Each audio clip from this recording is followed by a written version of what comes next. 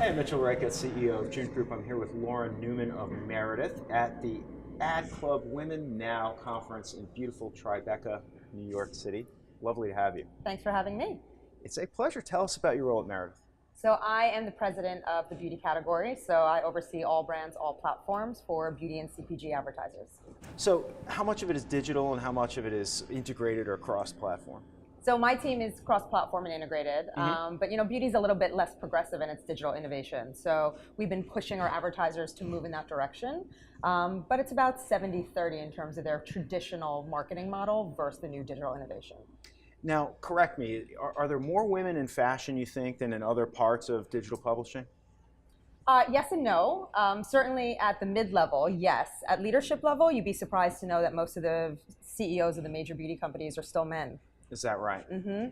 And what do we all have to collectively do to change that? I mean, I think women need to ask for the job. They need to push themselves forward. I think women need to find a sponsor within their own organization who's really going to bring them up to the top and prove their worth, sometimes a little bit more than their male counterparts.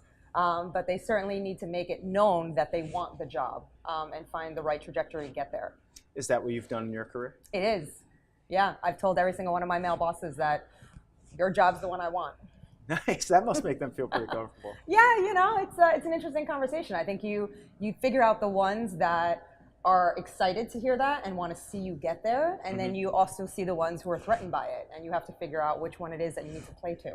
And so you have this aspirational role, Lauren, and you've accomplished so much in your career. What would you say to someone younger who's just facing that for the first time and maybe not having a great experience? Some young lady who, is ambitious but doesn't really know how to challenge power like that. Yeah, I think you have to be confident in your conviction. I think you have to really understand where it is you want to be and why.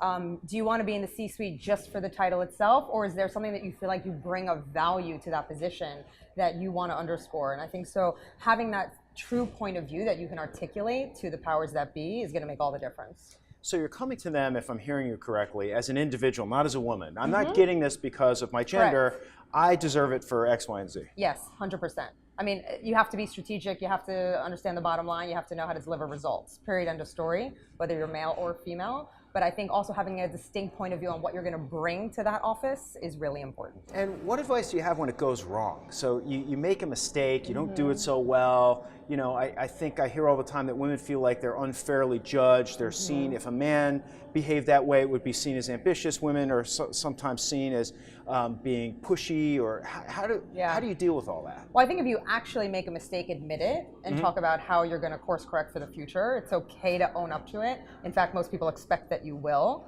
But I also think be unapologetic about being pushy. I certainly have a reputation of being a change agent and pushing an organization in a direction that they may or may not feel comfortable with. And I'm unapologetic for it because I know it's the right way forward. So last question for you. What is most exciting about 2018 and going into 2019? I mean, I think it's the year of the woman, right? So I hope that there's a lot more female advancement in 2018, a lot more women at Fortune 500 companies, and hopefully our first female president in a couple of years. That would be great. Hey, Lauren, thank you so much. Thank you so much. All right.